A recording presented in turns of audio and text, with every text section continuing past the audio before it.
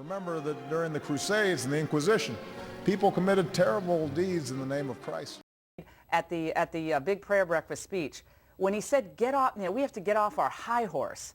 I found that to be so patently offensive. A high horse, we have a man burned to death. We have all these children being buried alive. We have Christians being tortured and brutalized throughout Africa and now in the Middle East. And we're on our high horse? I found that to be one of the most appalling statements of a modern-day president at a time of...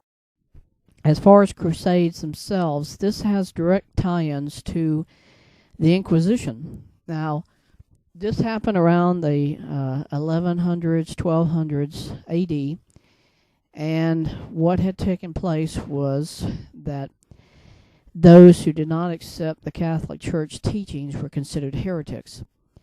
And so it's sort of like the Salem witch trials. They started just hunting down people who they thought were guilty of these heretic events, things happening. And they told them, you either convert to Catholicism, which is what it was, or you faced execution or torture.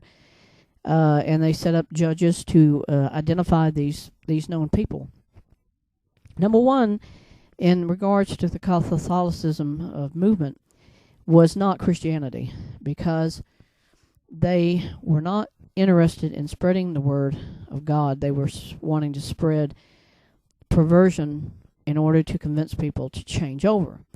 Now, yeah, there is some similarities of that to Islam, but Islam has never changed its perception of what it wanted since the time that Muhammad supposedly left Mecca.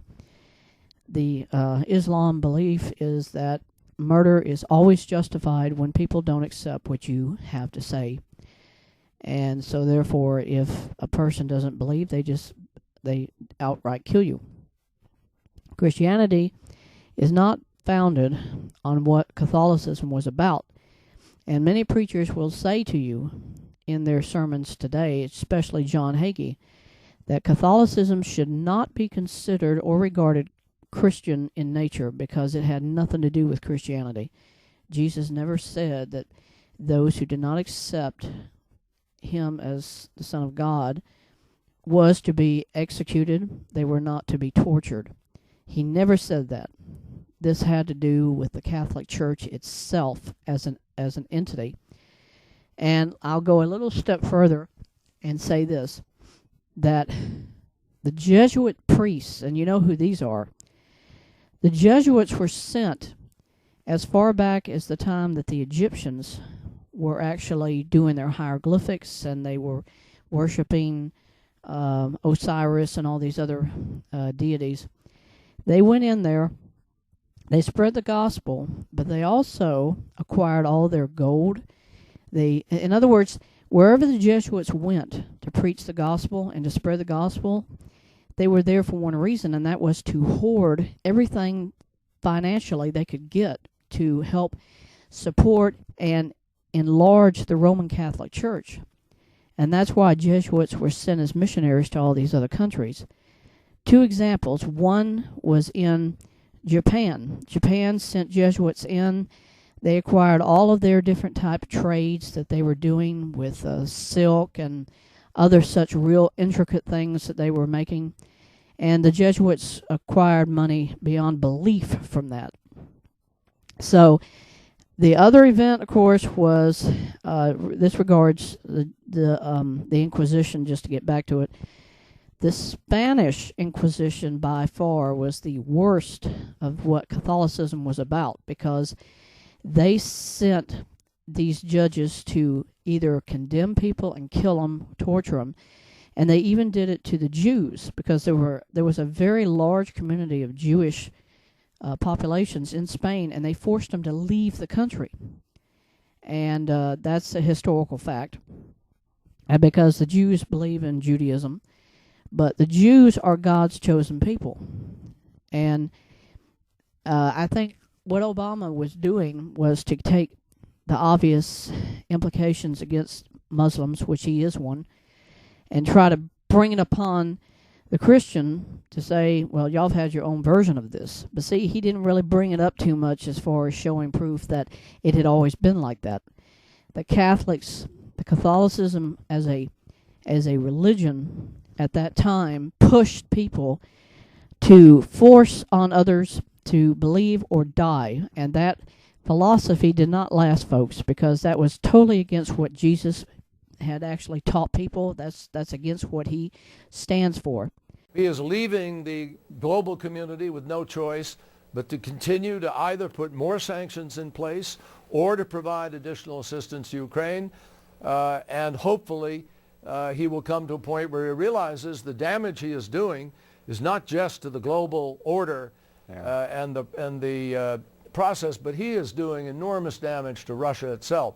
And I'm convinced, I think most people are convinced, that each month that goes by, that will catch up to him ultimately in Russia itself. The nationalistic card is playing for the moment, but ultimately people want their lives to be better. Ukraine was independent even during the time when Stalin and Nikita Khrushchev were in power in Russia. And this was during the Cold War. They had gained their independence back in the early 1960s. So Nikita Khrushchev didn't go after Ukraine, even though he had that entire Soviet Union that he could work with. And Putin is doing this Ukrainian takeover because he wants every single part of Russia to be reacquired into a new, larger size Soviet Union than it was. And how can you think he would want it any other way if he's going to have a massive country to work with to destroy those nations that he's against? And who is that?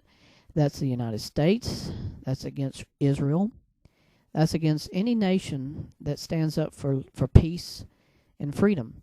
And though Putin is not a Soviet, or he says he's not, he holds to the same philosophies as Marx and Stalin did. And the Bible already says that Putin will go against Israel. And if the United States doesn't stand up against those who are trying to destroy Israel, we're going to be on that same target list, and Putin will take us out. And I guarantee you China probably already has made a pact with Russia to help them in any way that they need to be.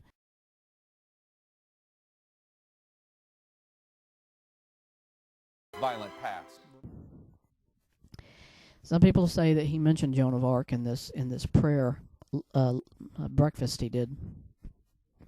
Joan of Arc, first of all, was already a saint before she died, and she died as a martyr because, as I've read up in the encyclopedia about her, she was a French general who helped Charles VII during his reign, and when he became the king of England, the French revolted, and she was executed for being a supporter of Charles VII, and that she was definitely sainted by the Roman Catholic Church. But how do you make reference to that, being that she killed people? She was actually working for the French anyway, so I don't know if that's relevant, but I'm going to mention that anyway. You have one of the most highly effective vaccines against any virus, and you have a highly contagious disease, measles, that can have serious complications. So to me, it's really a slam dunk. But a small yet significant percentage of parents aren't listening. In 17 states, preschool vaccination rates are below 90%, the baseline goal set by federal health officials. Last year, 644 measles cases were reported in 27 states, a 20-year high, and this year's off to a bad start. Now, one thing the media is not telling you, and they definitely are suppressing, is the fact that most of these children who are not being vaccinated are Mexican. Now, why is that relevant? Number one, because Mexicans, since birth, live in a country where everything is basically poison. Okay, it's been like that since probably the turn of the century, in the beginning of the 1900s. all the filth, all the garbage that comes from the United States goes right down into Mexico. That's the first thing anybody who's traveling there would be told. Do not drink the water. Why? Because the water is not pure. It is not safe to drink. It has bacteria beyond belief. And so, because children that are born in Mexico have an immunity to a lot of different things, they have a much higher immunity system. Now, with Obama creating amnesty for Mexicans that come here to the United States, these parents come from a country where hygiene, health, anything dealing with human condition or human safety, health issues do not relate to anything in Mexico because they don't know what it means. I've been told, I've heard that Mexico has a healthcare system, which means it's just like in Europe or any other country where you pay into the government system and automatically comes out of your paycheck and they get health care. Well, for the Mexican, they had all that free, so they just went to the hospital, they got out, that's it. Now they come to the United States, they know totally from the beginning there is no such thing. Yes, Obama's giving them some of this same kind of service that they had in Mexico. But since their children probably have never been vaccinated, nor were they, because this is how their whole health evolved from birth, and as they grew they knew that there's certain things about what we eat here, what we drink, it ain't going to be the same anywhere else because it's just impure anyhow. So the Mexicans come here into the United States with the perception that, number one, everything is going to be really wonderful, and so they don't know English, and they also know that if their kids didn't have to be vaccinated in Mexico, they're not going to do it here. And so all of these children who are going into school, who are now American citizens because of Obama, they're not being vaccinated because their parents don't know. They don't care. That's the same philosophy I would say even Americans have. They figure if they're going to just let them come in here free of charge, why should I care whether or not my kids get vaccinated either?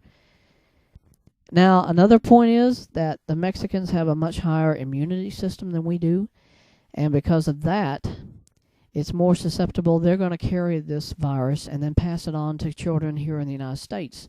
If we don't vaccinate or even care about our children being vaccinated, guess what? The carriers are going to bring it in faster. So therefore, the children themselves from Mexico are probably carriers of the measles and the mumps and all these other diseases, and that's increasing the number of cases every single year. And it will probably in the future because of the fact that now Obama lets them all come in here free of charge, and he's not stopping them at the border anymore. So guess what? If you're a parent and you have a child, you better have your children vaccinated. Why? Because if you don't, now Mexico is flooding into the United States. They have no care in the world about whether their children are vaccinated, whether they care whether their health is good or not, because that's where they've lived. Mexicans come from one place, rat holes. That's what we've always known them to live in. They don't care about their health. They don't care about themselves because they've lived that way all their lives. And this is 5 and 6 generations of children who have grown up knowing that very fact.